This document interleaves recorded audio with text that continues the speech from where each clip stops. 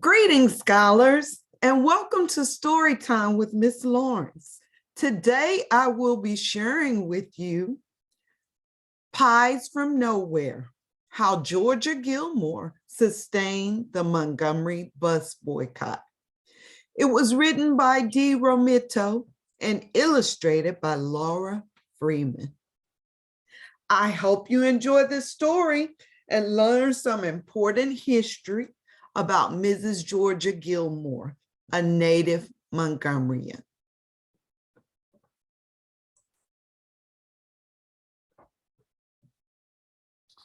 When Georgia Gilmore was a young girl, she lived on a farm in Alabama where she fed the pigs and milked the cows.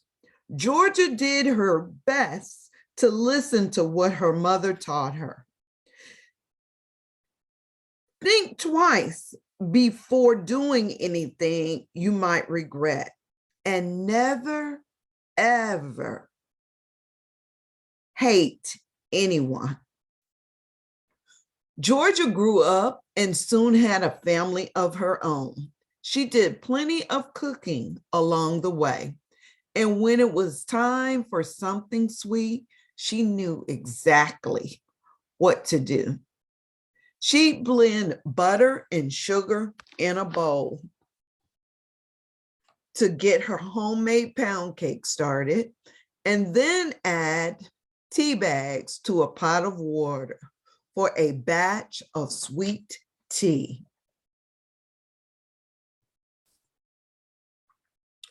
Georgia was a cook at the National Lunch Company in downtown Montgomery, Alabama.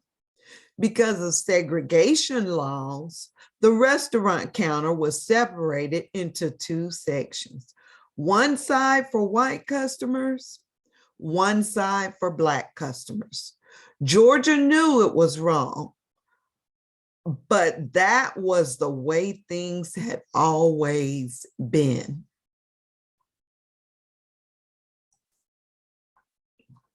On December 1st, 1955, Georgia was working at the restaurant when a news alert came over the radio. An African-American woman named Rosa Parks had been arrested for refusing to give up her seat on a bus to a white passenger. Rosa was tired of giving in to rules that were unfair. And she wanted, and she wasn't the only one.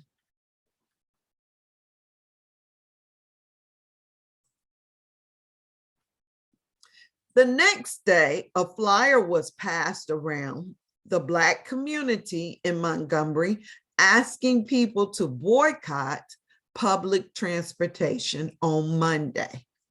It said, "Please stay off of all buses." Georgia watched as buses drove down the street, one after another, empty, empty, empty, because she'd been treated unfairly on buses many times before.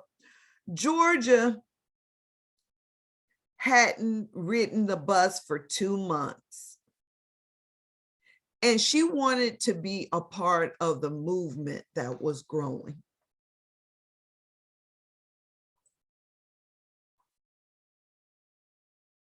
Not long after, she went to Holt Street Baptist Church to hear Dr. Martin Luther King Jr. speak.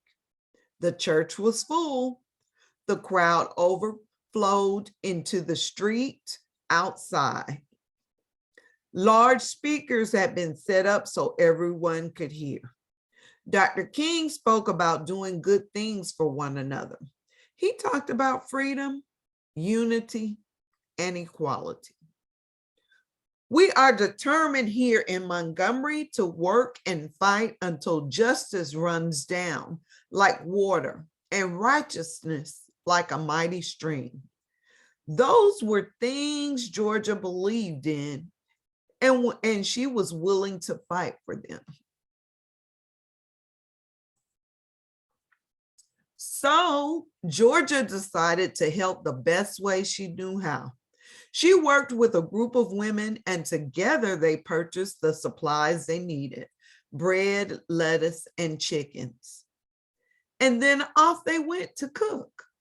The women brought the food to the meetings that followed at the church. They sold the sandwiches.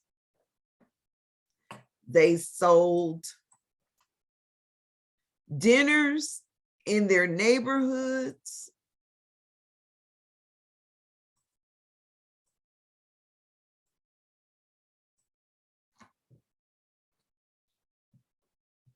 As the bus boycotters walked and walked, Georgia cooked and cooked. And boy, did the people of Montgomery love her food. Georgia's group donated the profits from their sales to the Montgomery Improvement Association, which helped fund the boycott. But if anyone had found out these women were involved, they would have lost their jobs. So Georgia ran the operation, and the other women acted as secret helpers.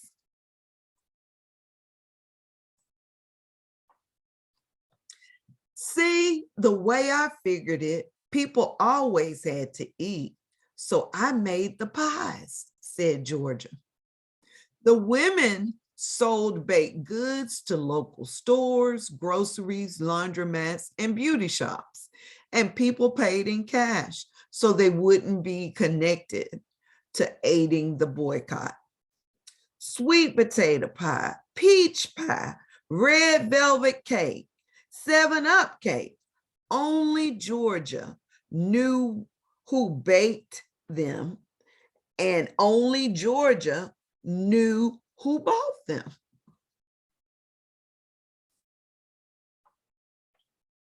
Every Monday and Thursday, Georgia would go early to the boycott strategy meetings at the church.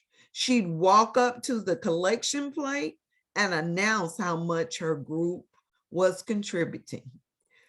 There was cheering, clapping, and foot stomping.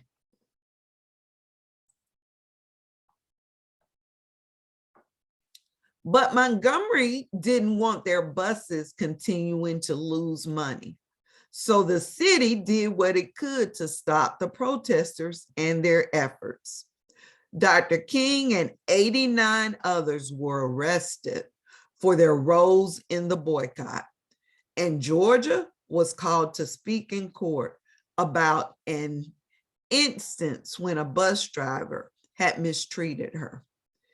After she had already paid, the driver demanded she get off and enter through the back of the bus.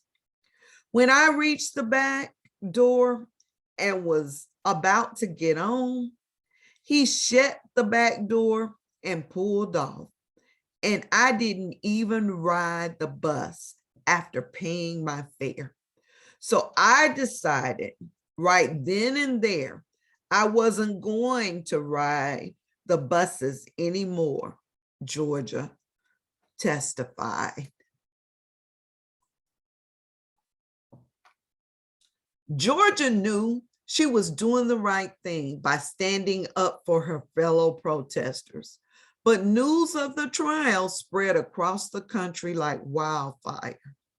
When the National Lunch Company found out she was part of the boycott, she was fired from her job. Georgia was unemployed and raising 6 children on her own. She needed to find a new way to support her family. Dr. King encouraged her to start her own business. All these years, you've been working for somebody else. Now it's time you worked for yourself, he said. He helped her improve the kitchen in her home, and Georgia got new pots and pans and cooking supplies.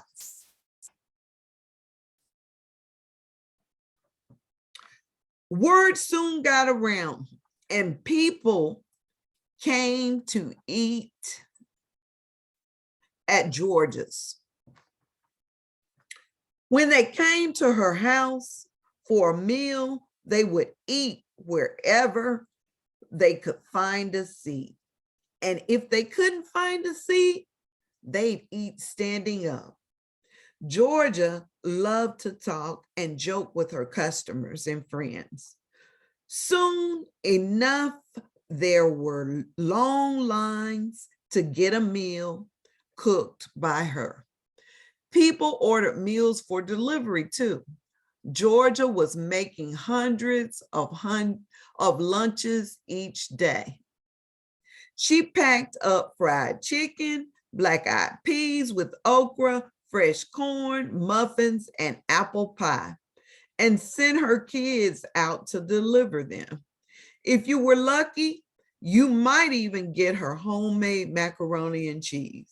She was providing good food to her community, but she was also bringing the people of Montgomery together, both Black and white.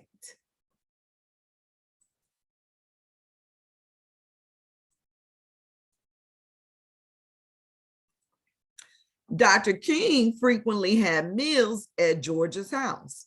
Because she was a big woman with a big personality, he lovingly called her Tiny.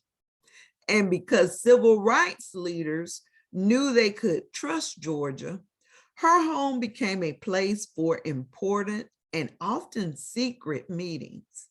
I just served them and let them talk, she'd say. On November 13th, 1956, Georgia was cooking in her kitchen, listening to music on the radio, when the station interrupted the song to deliver the news. The Supreme Court had declared the segregation on buses was illegal. The boycotters had won. Georgia was thrilled. People could ride the bus and sit anywhere they wanted.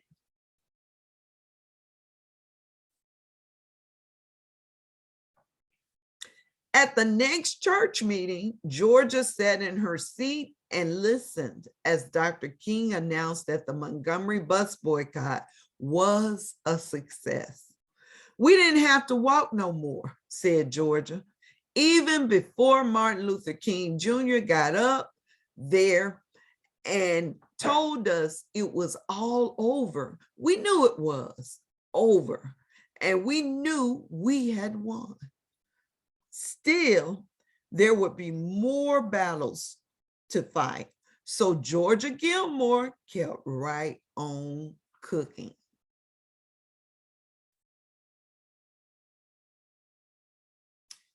Okay, that's the end of our story today. It does give sources on this page. One of the sources was an interview with Miss Gilmore. And I actually grew up knowing Miss Gilmore because my aunt used to do her hair. And so I remember her coming to the beauty shop and talking. And I also remember her cooking too. She was an excellent cook. Okay, boys and girls, I hope you enjoyed that story. Pies from Nowhere, how Georgia Gilmore sustained the Montgomery bus boycott. Thanks for listening, and I'll see you next time.